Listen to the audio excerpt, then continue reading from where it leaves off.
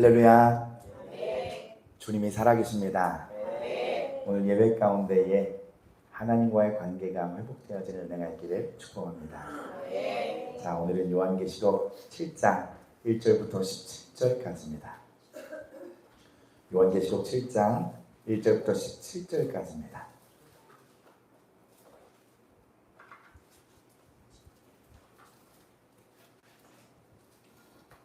저와 여러분이 한 절씩 교독하도록 하겠습니다. 일 후에 내가 내 천사가 땅 내 모퉁이에 선 것을 보니 땅의 사방의 바람을 붙잡아 바람으로 하여금 땅에나 바다에나 각종 나무에 불지 못하게 하더라.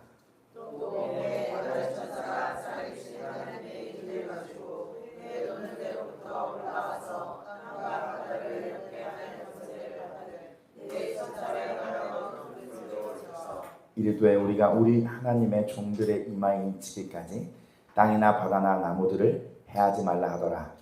내가 인침을 받은 자의 수를 들으니 이스라엘 자손의 각 지파 중에서 인침을 받은 자들이 14만 4천이니 유다 지파 중에 인침을 받은 자가 1만 2천이요 루벤 지파 중에 1만 2천이요 갓 지파 중에 1만 2천이요 아셀 지파 중에 1만 2천이요 나탈리 지파 중에 1만 2천이요 므낫세 지파 중에 1만 2천이요 시므온 지파 중에 1만 2천이요 레위 지파 중에 1만 2천이요 이사갈 지파 중에 1만 2천이요 스불론 지파 중에 1만 2천이요 요셉 지파 중에 1만 2천이요 베냐민 지파 중에 인침을 받은 자가 1만 2천이라.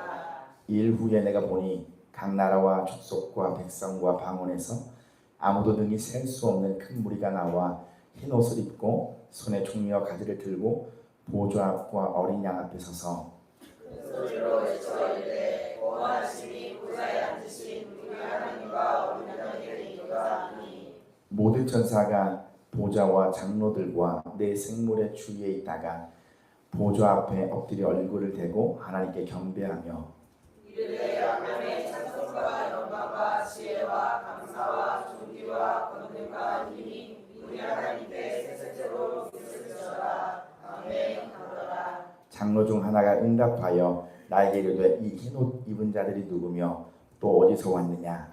내가 말하기를 내 주여 당신이 아시나이다 하니 그가 나에게 이르되 이는 큰 나라에서 나오는 자들이되 어린 양의 피에 그 옷을 씻어서 입게 하였느니라. 그러므로 그들이 하나님의 보좌 앞에 있고 또 그의 성전에서 밤낮 하나님을 섬기며 보좌에 앉으신 이가 그들 위에 장막을 치시리니 그들이 자신을 죽이지도 아니하며 목마르지도 아니하고 해나 아무 뜨거운 기운에 상하지도 아니하리니. 우리 마지막에 있습니다. 이는 보좌 가운데에 계신 어린 양이 그들의 목자가 되사 생명수 샘으로 인도하시고 하나님께서 그들의 눈에서 모든 눈물을 씻어주실 것입니다. 아멘. 할렐루야.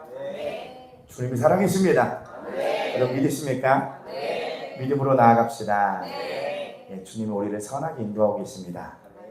오늘은 요한계시록 7장 밝아졌어요. 7장입니다.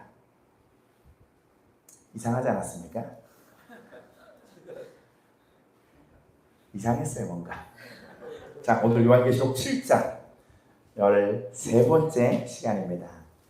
영원한 구원이 되신 예수님이 그 예수님께서 초대교회가 되신 우리 성도님의 한 사람 한 사람의 목자가 되십니다. 나를 인도하시는 그 목자 되신 주님 앞에 주님이 이끌고 계신 그 이끄심 앞에 순순히 따라가는 우리 그러한 복된 성도들 되기를 예수님으로 축복해요. 창세기 12장 1절에 보면 이런 말씀이 있습니다. 여호와께서 아브라함에게 이르시되 너는 너의 고향과 친척과 아버지의 집을 떠나 내가 내게 보여줄 땅으로 가라. 아멘. 여호와 하나님께서 아브라함을 택하셨습니다. 그리고 그에게 말씀하셨어요. 너는 너의 고향과 친척과 아버지의 집을 떠나라. 아브라함이란 사람에게요 너무나 익숙했던 곳이고요 편안했던 곳이에요. 또 나를 보호해 주었던 나의 아버지의 집에서 떠나는 것은요, 아브라함에게 두려울 수 있고 굉장히 불편한 제안일 수 있어요. 나 잘 살고 있는데, 문제가 없는데. 물론 성경에 들어가면 뭐 우상이 있고 우상 숭배를 있고 그렇지만 불편한 제안이라고요. 아브라함은 편안했고 괜찮았고 익숙했고 좋았습니다. 그 익숙함을 버려두고 하나님의 말씀에 순종한다는 것에 아브라함 또한 이 떨쳐내야 할 어떠함들이 있었을 거예요.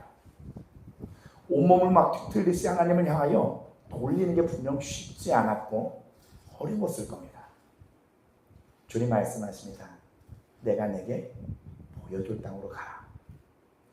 히브리서 11장 8절 말씀 보면요, 믿음으로 아브라함은 부르심을 받았을 때에 순종하여 장래의 유업으로 받을 때에 나아갈세 갈 바를 알고 나갔대요, 알지 못하고 나갔대요?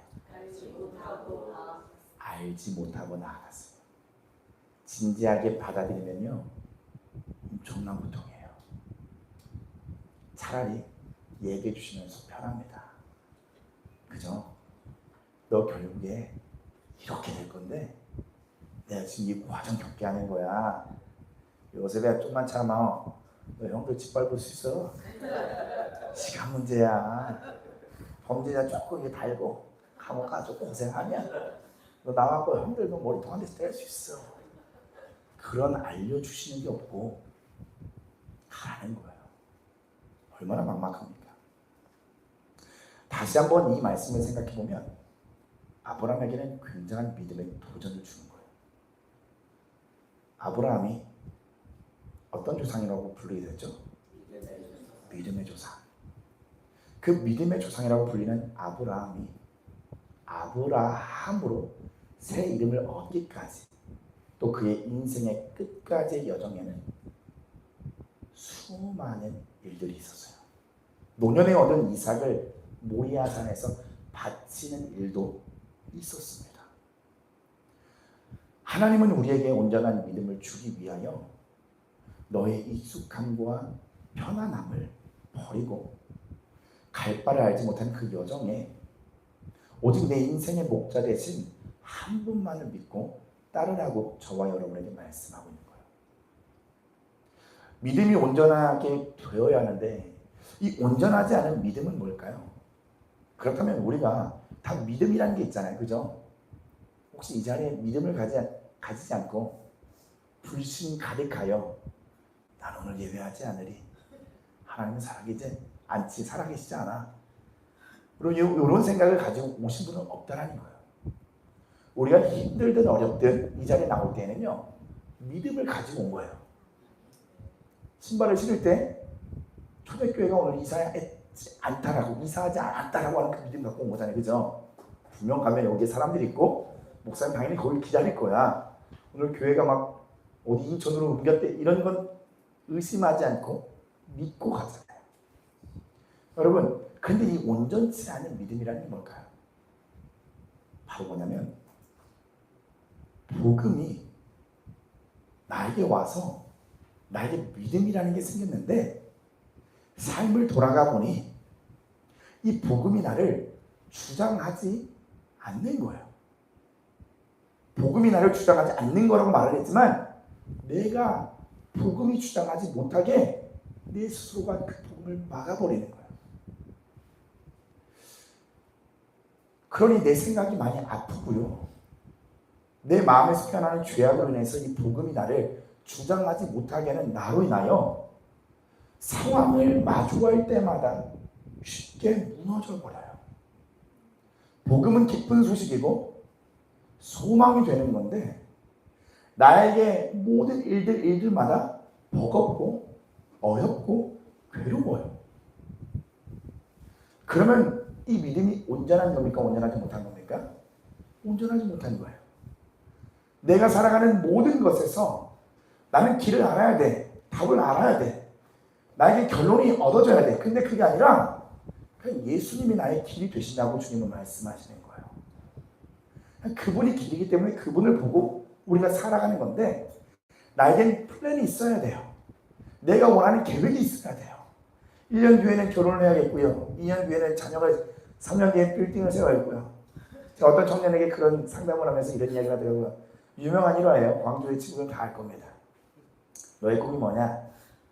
수백억 부자가 되는 게 꿈입니다. 그런 청년이 있어요. 광주 생각을 갖고 있는 약간 엉뚱한 생각을 갖고 있는 청년인데 수백억 부자. 우리 사람들은요 그런 계획을 짠다고. 근데 주님은 그냥 죽 자체가 길이 되시는 거예요. 인생의 답이 되어주시는 거예요. 상황이 변하지 않을지라도 또한 상황도 바꾸시는 주님이 우리의 답이 되시냐는 겁니다.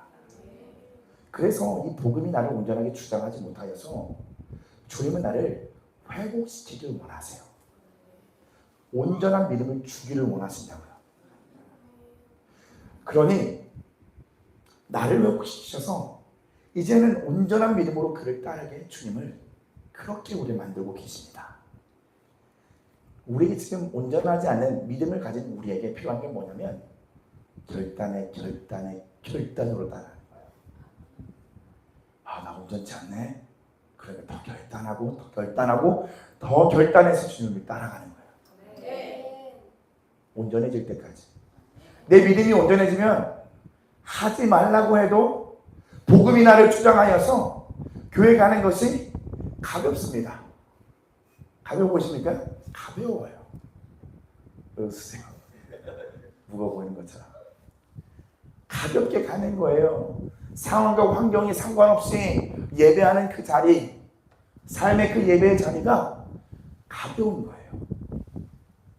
주님은 우리를 그렇게 온전한 믿음이 갖게 하시기 원하세요.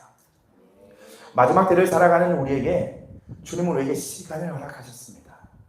온전한 믿음이 되도록 저와 여러분을 고치시고 깨뜨리고 있습니다. 나에게 주어진 이 축복의 시간, 축복의 상황들 하나하나 마주할 때마다 흔들리는 내 모습을 보면서, 온전하지 않은 나의 모습을 보면서 예수님 앞에 온전한 믿음 달라고 간구하십시오.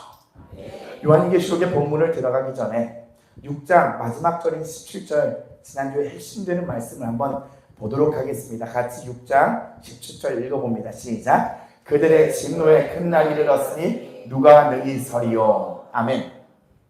누가 그 능히 설 수 있을까요? 진노 가운데에. 그 답을 들으러 오늘 7장으로 들어가 보는 거예요. 본문 말씀 1절부터 3절까지인데요. 1절 우리 같이 함께 읽어보도록 합니다. 시작. 이일 후에 내가 내 천사가 땅 내 모퉁이에 선 것을 보니 땅의 사방의 바람을 붙잡아 바람으로 하여금 땅이나 바다에나 각종 나무에 불지 못하게 하더라. 아멘. 실제로 이 히브리인들의 이 생각은요, 정남방향, 정서쪽, 북쪽으로 오는 바람은 유익한 바람이라고 생각하는 사상들이 있었어요. 그리고 모퉁이에서 불어오는 바람은 그건 해로운 것이라는 생각을 그들은 갖고 있었어요. 이 말씀을 보면 굉장히 고대 히브리인들이 생각할 때에, 실제로 그들이 생각할 때에 엄청나게 해로운 바람이에요. 내 천사가 땅 모퉁이에 서서 붙들고 있습니다. 사방의 바람을 붙잡는 모습이고, 바람으로 하여금 땅이나 바다에나 각종 나무에 불지 못하게 하더라 하면서, 결국에는 내 천사들이 사인이 있으면 그냥 부는 거예요. 무슨 일들이 벌어지는 겁니다. 근데 바람이 불지 못하게 요한이 막았었든 예수님이 막았었든 누가 막았었든 상관없이 그 바람을 일으키는 자에 사인이 없으면 일어나지 않는 거예요. 보세요.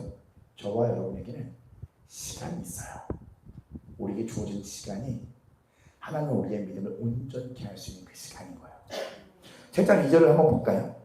같이 읽어봅니다. 시작. 또 봄에 다른 천사가 살아계신 하나님의 인을 가지고 해 돋는 데로부터 올라와서 땅과 바다를 해롭게 할 권세를 받은 내 천사를 향하여 큰 소리로 울었죠.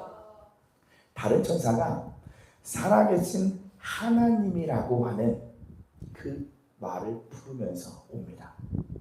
꼭 만물의 완전함이 되신 하나님을, 그 살아계신 하나님을 표현함으로 그로 인해서 강한 힘이 있게 명이 전달되는 거예요. 강한 힘이 있는 명이 어명이 전달이 되는 거예요. 하나님의 인을 가지고 해 돋는 데로부터 올라와서 땅과 바다를 해롭게 할 권세를 받은 네 천사를 향하여 큰 소리로 외칩니다. 큰 소리로 외쳐요.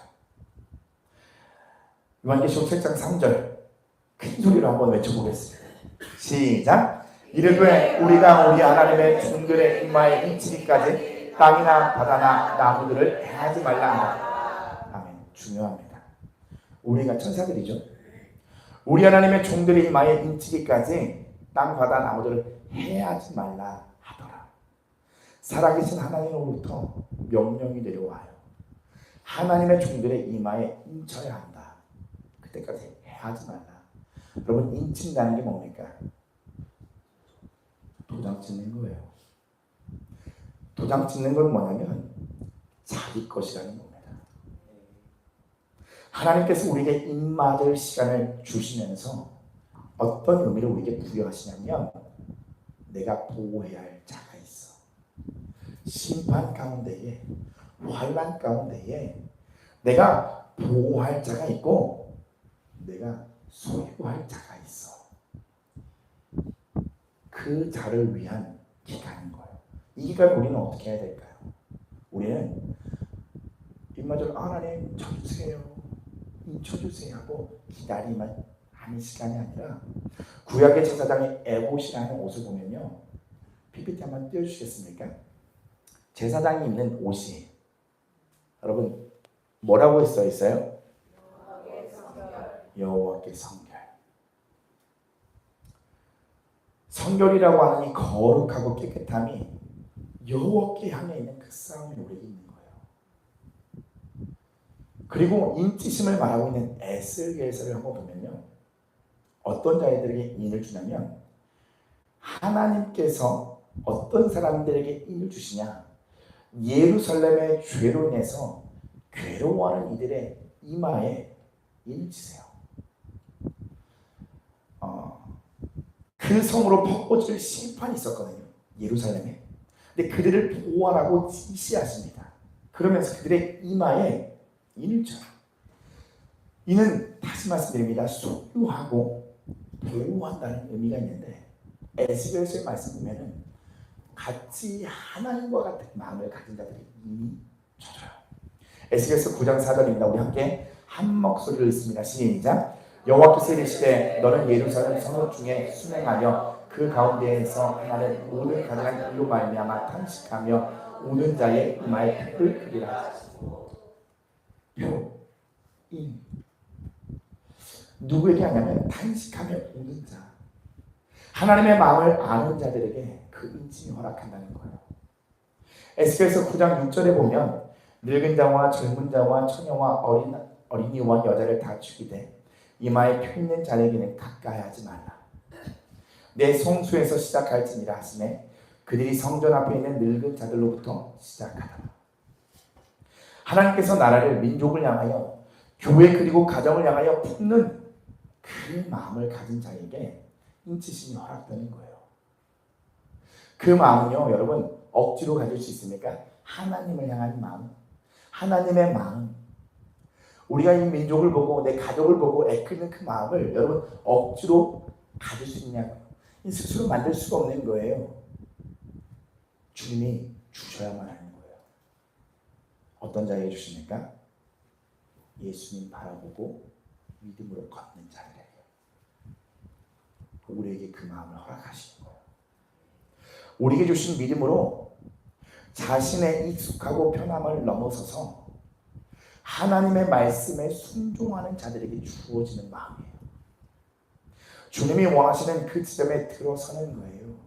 바로 십자가를 통과하는 것입니다.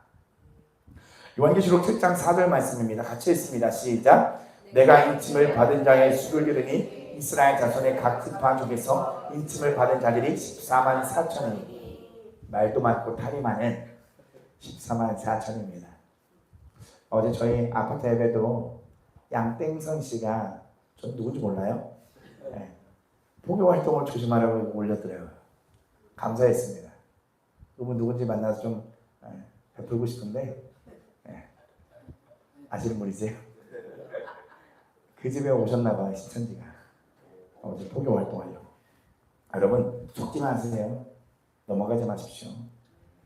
신천지는 23년도에 자기들이 발표했습니다. 우리 37만 명 됐다. 자기들이 발표했어요. 우리 37만 명 됐다. 2년 전이에요. 그 수가 줄었을까요? 늘었을까요? 코로나가 끝난 이후로 더욱더 늘었을 거예요. 14만 4천 명이라면서 그때라면 끝난다면서 37만 명이 훌쩍 넘은 걸 자기들이 자기 입으로 발표했어요. 저도 대학교 다닐 때 하나님의 교회에서 계속 나와서 저를 전도했어요. 사실 그때는 뭐 이단이니 뭐니 그게 자꾸 유행하지 않았는데 제가 신기한 경험을 했습니다. 하나님의 교회가 이단이라는 제가 그냥 이론으로는 알고 있었어요. 근데 몰라서 그걸 감추고 들어와서 문을 열어주는데 들어오라고 안 했는데 대뜸 들어와요. 들어와서 성경 공부를 같이 해야 된다는 겁니다. 교회를 다니시니 나가라고. 원룸이었는데 안 나가요. 그러면서 너가 이기나 내가 이기나 난 안 듣겠다. 저희 집에 자주 찾아왔어요. 3달 동안 3주에 한 번인가 그 정도 주기로 찾아와서 저를 계속 가르치는데 제 귀에 뭐가 들린 줄 아세요? 거짓말이야. 속지 마. 그거 다 뻥이야. 거짓말이야. 걔네들은 다 속임수야. 이게요. 제가 뭐 그때 막 깨어있는 것도 아니고요. 대단히 뭐 그런 삶을 살고 있지 않았어요. 대학 생활하면서 의도치 않은 썬데이 크리스찬이 되었고 그렇게 그냥 사는데 하나님의 교회를 만나서 막 강의를 듣는데 이단 정보가 정말 쏙쏙 다 막 들어와 있어요. 근데 뭐냐면 믿겨지지가 않아. 안에서 계속 누가 막 외쳐대요. 거짓말이야. 믿지 마. 듣는데요. 하나도 귀에 안 들어요. 나중에 그랬어요. 거짓말이라는데요. 믿지 말라는데요. 속지 말라는데요. 그 이유로 안 왔습니다. 그러니까 뭐냐면 24만 4천 명 제가 이따 말씀을 드릴 건데 간단하게 그 수에 매이지 마십시오. 여러분 야고보서 1장 1절에 보면 하나님과 주 예수 그리스도의 종 야고보는 흩어져 있는 12지파에 문안한다고 했습니다. 그러면 이 말씀 또한 그냥 12지파에게만 문안하는 말씀이라는 거예요. 그들이 얘기하는 게 뭐냐면 딱 그 문자만 가지고 와서 정확하게 그것만 딱 얘기해요. 그럼 이 야고보서는 우리에게 필요 없는 말씀이에요. 그 이야기를 따지면 12지파에게만 속한 말씀이에요. 무슨 지파세요? 신천지 무슨 지파를 계속 따지거든요. 여러분 오늘 계시록에 24만 4천을 이렇게만 보시면 돼요. 12지파 저 구약에 그리고 신약에 12명의 예수님의 제자들이 있습니다. 무슨 말이냐면 하나님의 모든 백성을 의미해요. 그러면 12 곱하기 12는 뭘까요? 144인데 그럼 거기에 곱하기 1000을 해야 됩니다. 이 1000은 당시의 충만함을 상징하는 수를 의미하는 거예요. 주록기 20장 6절입니다. 같이 읽습니다. 시작. 나를 사랑하고 내 계명을 지키는 자에게 1000대까지 은혜를 베푸십니다. 아멘. 나를 사랑하고 내 계명을 지킨 자에게는 1000대까지. 그럼 1001대에서는 하나님이 싹 걷어가시는 그거 아니죠? 난 1000대까지 준다고 했잖아. 1001대부터는 또 저주의 싸움을 해야지. 하나님 그런 분이 아니라는 거예요. 오늘 이 말씀에 1000대까지라는 것은 네가 믿으면 너의 그 가문이 영원토록이에요. 영원토록. 이 1000은 성경에서 충만한 수를 의미하는 거지 이건 수를 얘기하는 게 아니에요. 그래서 오늘 24만 4천이라는 것은 하나님께서 이 세상에 살아가고 있는 모든 만물에게 교회를 부르시는 충만함의 수예요. 그때가 언제인지 모릅니다. 그냥 주님이 기다리고 계십니다. 한 사람 한 사람이 깨어서 입 맞을 수 있는 그 신앙이 될 수 있을 때까지 주님이 기다려주는 거예요. 그때는 언제인지 몰라요. 끝이 납니다.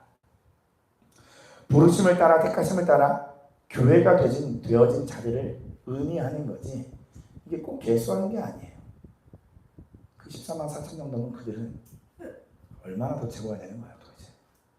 144만 됐나요? 여러분 너무 거기에 집중하셔서 빠져들어가지 마시고 물론 거기에 미혹될 사람은 없다라고 생각은 할 수가 없네요. 깨어 있으십시오. 네, 어디 가서 성경 공부하지 마시고요. 직접 성경 보세요. 네, 누가 가르치는 거 받지 마시고요. 그렇다고 내일부터 교회 안 오시면 안 되고요. 잘 분별하셔야 됩니다. 요한계시록 7장 5절입니다.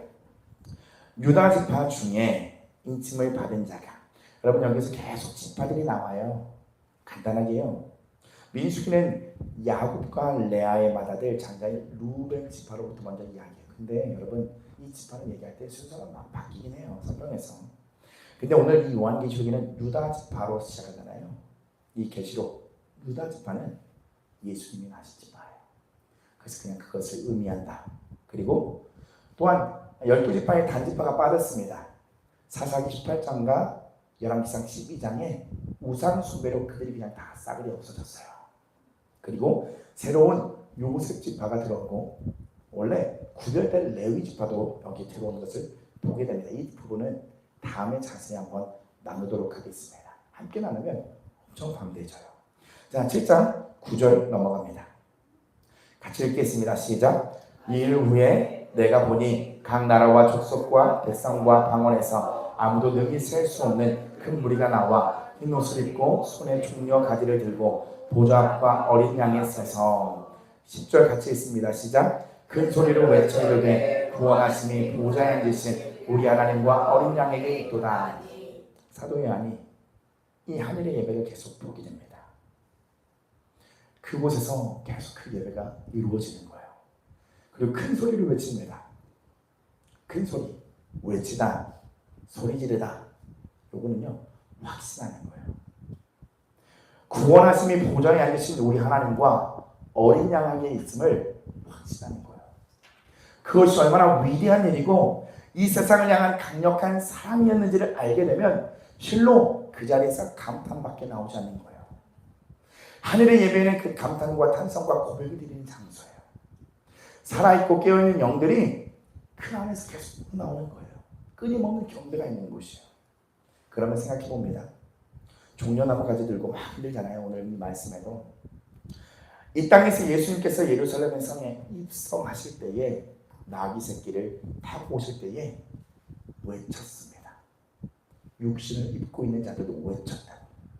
마태복음 21장 9절 앞에서 가고 뒤에서 따르는 무리가 소리 높여 이르되 호산나 다윗의 자손이여 찬송하려다. 주의 이름으로 오시는 이여 가장 높은 곳에서 호산나 하더라. 그러나 그들 대다수가 예수님의 죽음을 알아보지 못했습니다. 그러나 이 땅 가운데 진정한 구원을 깨닫고 이 믿음의 길을 가면서 얻어진 믿음을 통하여 그 길의 끝에 선 자들은 흰 옷을 입고 거룩하게 구별되어 그를 높이는 자리에 앉게 되는 거예요. 육신의 모든 것들을 벗으라는 겁니다. 11절 12절 우리 같이 한 목소리로 읽습니다. 시작. 모든 천사가 보좌와 장로들과 내 생물의 중에 서 있다가 보좌 앞에 엎드려 얼굴을 대고 하나님께 경배하며 이르되 아멘. 찬송과 영광과 지혜와 감사와 존귀와 권능과 힘이 우리 하나님께 세세토록 있을지어다. 아멘 하라. 그럼 지치지 않는 이 영적 고백, 경배를 드리는 예배와 찬송, 여러분 영원한 기쁨이 있는 곳입니다. 되게 어렵겠다, 그죠? 목이 식었다. 아이고 나만 남았냐, 그죠? 근데 영원히 기쁨으로. 근데 영이 계속 주님을 찬양하는 거예요. 어떤 자들이 이 땅에서 여호와의 구원을 온전히 알아 끝까지 따라간 자들이 그곳에서 주님을 찬양할 수 있는 거예요. 여러분 본문 말씀 13절 14절 우리 함께 읽습니다. 시작. 장로 중 하나가 응답하여 나에게 이르되 이 흰옷 입은 자들이 누구며 또 어디서 왔느냐. 내가 말하기를 내 주여 당신이 아시나이다 하니 그가 나에게 이르되 이는 큰 환난에서 나오는 자들인데 어린 양의 피에 그곳을 여러분 이 장면 보면요 되게 웃겨요. 아세요? 무슨 말인지 아세요? 주님 여기다가 좀 개그를 담아 놓으셨어요. 보세요. 장로 중 하나가 이 얘기하는 거예요. 야, 이 흰옷 입은 자들 두고 어디서 왔냐? 그리고 답합니다. 내 주여 당신이 하나이다. 장로들이 대답하는 거예요. 아, 맞다. 이는 그 환난에서 나오는 자들인데 코미디하는 것 같잖아요. 그리고 중요한 말을 해요. 어린 양의 피에 그 옷을 씻어 희게 하였다. 그들이 그렇게 했다는 거예요. 이 땅을 살아가면서 회개한 자, 성도들의 옳은 행실을 가진 자. 히브리서 9장 14절 우리 같이 한 목소리를 읽습니다. 시작. 하물며 영원하신 성령으로 말미암아 흠없는 자기를 하나님께 드린 그리스도의 피가 어찌 너희 양심을 죽은 행실에서 깨끗하게 하고 살아계신 하나님을 섬기게 하지 못하겠느냐. 아멘. 이 말씀을 오늘 기억하십시오. 성령으로 말미암아 하나님의 영이 우리를 도우시는데요. 흠없는 자기를 하나님께 드린 어린 양 대신 그리스도의 그 피가 저와 여러분의 양심을 깨워서 죽은 행실에서 깨끗하게 한대요. 반대로 깨끗하지 못한 행실은 양심도 죽었기 때문이거든요. 그 양심을 성령님이 깨워주시는 거예요. 한마디로 함축하면 무슨 말이냐면 행함이 있는 믿음을 이야기하는 거예요. 행함이 있는 믿음으로 살아라. 요한계시록 7장 15절입니다. 같이 읽습니다. 시작. 그러므로 그들이 하나님의 보좌 앞에 있고 또 그의 성전에서 밤낮 하나님을 섬김에 보좌에 앉으신 그가 그들 위해 장막을 치시리니. 아멘. 여러분, 그러므로라고 얘기합니다. 이 땅에서 회개하여 행함이 있는 믿음을 가진 자들은 하나님의 보좌 앞에 있고 또 그의 성전에서 밤낮 하나님을 섬김에 보좌에 계신 이가 그들 위해 장막을 치신다. 요한계시록이 좋은 이야기들을 다 이단들이 가져가서 참 어려워요, 쓰기가. 장막이라고 하면 이단이라는 게 벌써 기독교에서 인식이 있거든요. 그 생각 버려두고요. 요한계시록 21장 3절에도 보라 하나님의 장막이 사람들과 함께 있음에 하나님이 저희와 함께 거하시리니 저희는 하나님의 백성이 되고 하나님 친히 저희와 함께 계셔서 라고 언급하고 있거든요.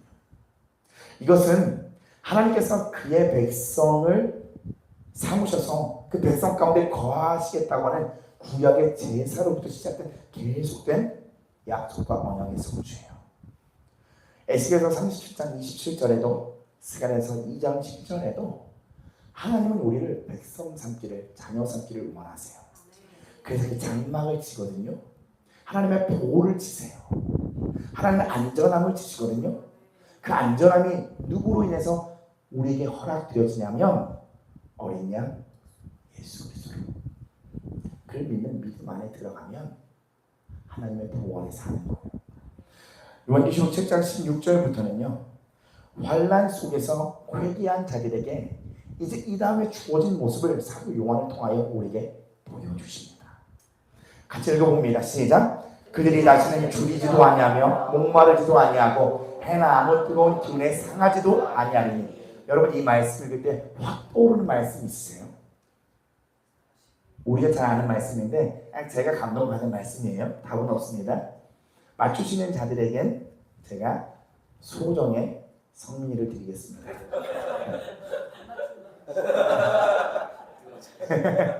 선물을 드릴게요. 시편. 정답이에요. 맞았습니다. 네.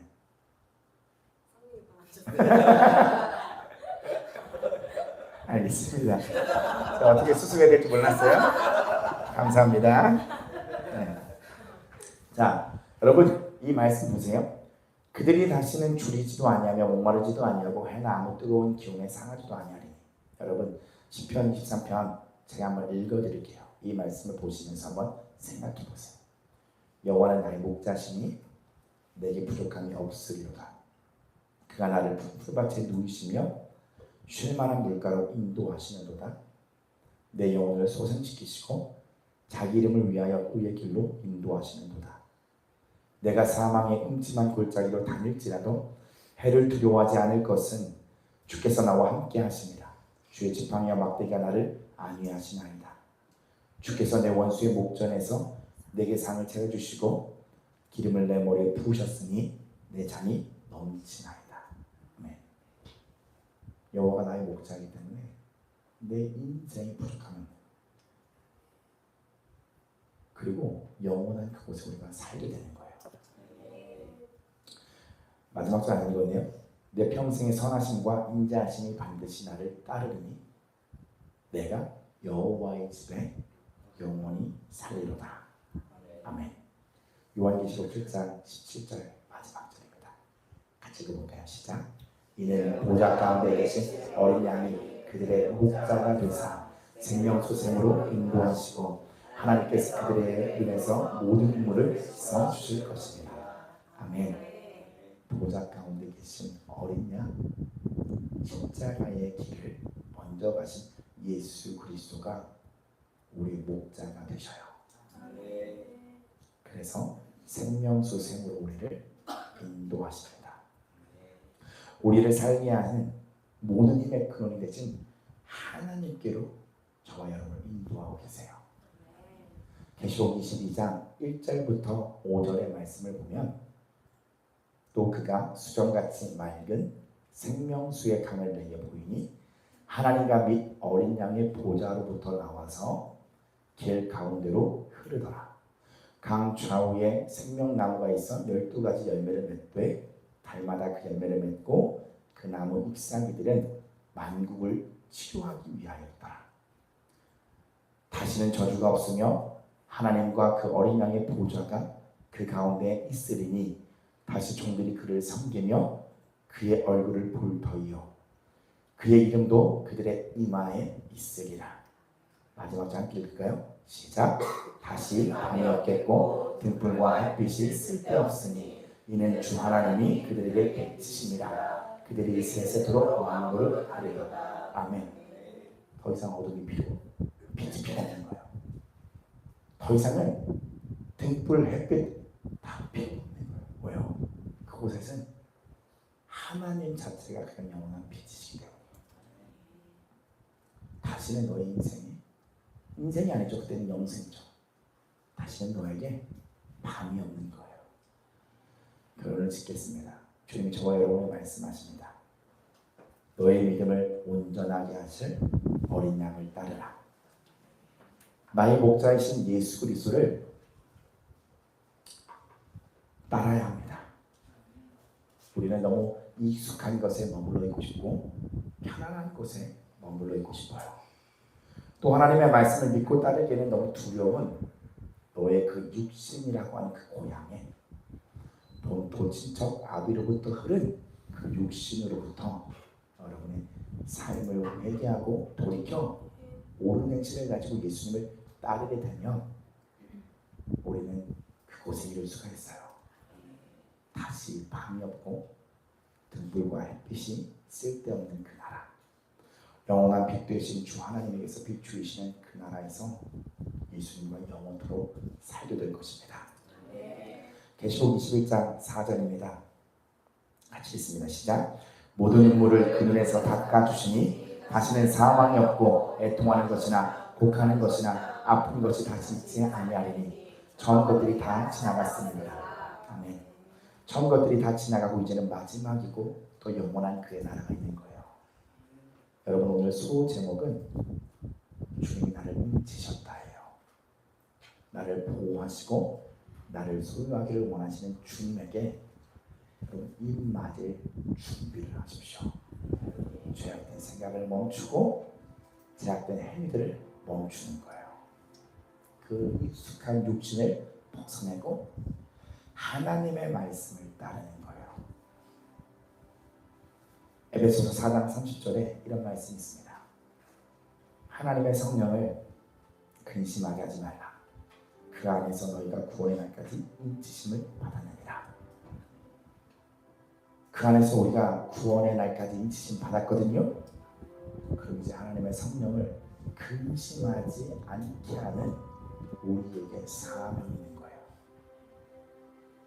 크고 넓고 대단한 게 아닙니다. 나에게 주어진 그 작은 부분을 돌이켜보는 거예요. 우리는 성령님을 만나고 은혜를 만나는 걸 굉장히 막 그 충격과 어떠한 그죠? 이벤트를 생각하는데 사실 성령님은 우리의 작은 그 생각 하나를 바꾸고 싶어 하시거든요. 할 수 없다라는 것을 할 수 있다라고 주님 바꿔주길 원하거든요. 나를 구원하신 예수님을, 나를 사랑하시는 예수님을 여러분 믿고 따름으로 인치심 받는 겁니다. 주님이 더 원하세요.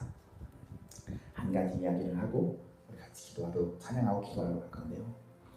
결국에 우리는 주님의 말씀 따라가야 됩니다. 주님 말씀하시면 가고 주님 멈춰서는 멈춰야 되실 거예요. 오늘 여기 잘 있나요? 없습니까? 저희는 첫째 아들이 있어요. 이름도 공개했고 다 아는데요. 오늘 와서 저에게 이야기하는 거예요. 기도하고 있는데 아빠 나 핸드폰에 배터리가 없는데 충전해야 돼. 방에 한번 꽂아볼래? 할 수 있어. 예전에 그게 위험하다고 다녔거든요. 오늘 한 거예요. 처음으로 제가 본 건 처음인 것 같아요. 네, 많이 보셨나요? 네, 저 처음 봤어요. 우리 이찬이가 배터리를 충전을 꽂고 핸드폰을 딱 꽂아놨어요. 그 행동 하나가 아버지가 보기에는 아빠 보기 기쁜 거예요. 잘했다. 한 가지 행운이 있었어요. 뭔지 아세요? 그 콘센트를 꽂으라는 거예요. 아시죠? 저거 뭐라고 하죠? 기억이 나네요 갑자기. 멀티탭에 충전기 꽂고 핸드폰 꽂아놔서 배터리가 방전이 됐어요. 그 실수를 보는데 귀여워요. 그러면서 이 생각이 딱 들었어요. 하나님이 우리의 작은 실수도 귀엽게 보시겠다. 보세요. 그걸 갖고 있는 생각이 온전한 믿음을 갖고 있게 되는 거거든요. 하나님은 저와 여러분을 주님의 자녀 삼으셨어요. 근데 그 자녀라는 걸 믿지 못해. 온전하지 못해서 복음이 나를 주장하지 못해요. 그래서 그것을 하나하나 가르쳐보고 싶어 하세요. 네가 갖고 있는 모든 생각들이 다 바뀌어야 되고 잘못했어.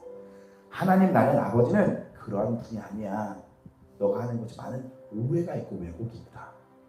하나님은 저와 여러분을 자녀 삼아주시고 잘못만을 지적하고 한 게 아니라 죄를 회개하고 돌이키라는 그 부분도 하나님의 자녀로서의 네가 천국의 백성으로 했을 그 삶에 네가 너무 그게 어울리지 않으니 벗으라는 거예요. 너는 영원한 땅에서 누릴 그자인데, 넌 영원한 천국 갈 자인데, 넌 그 죄 짓고 이 땅에서 머물 자가 아니라 너는 그 죄를 벗고 하나님의 나라를 누리며 살아갈 자인데, 그러니까 벗어라. 여러분 오해하지 마세요. 주님의 사랑은 한결같습니다. 이찬이의 그 실수가 큰 건 아닙니다. 볼 때 귀여워요. 여러분이 엄마 어떡하지? 하나 보실 때 귀여워요. 이제 알았니? 그 잘못을 돌이키면 되는 거야. 내가 용서해줄 테니까 나오면 되는 거야. 내가 너를 회복시켜줄 테니까 나오면 되는 거야. 내가 너를 자녀 삼았다는 걸 믿지 못하겠니? 내가 너를 믿게 해줄 테니까 나를 바라보고 그 길을 걸어가는 거야. 오늘 주님의 말씀만 믿고 따라가는 저와 여러분 되어서 우리 다음에 천국에서 만나서 함께 예배하는 초대교회 성도님들의 예수님을 축복합니다. 우리 같이 찬양하겠습니다.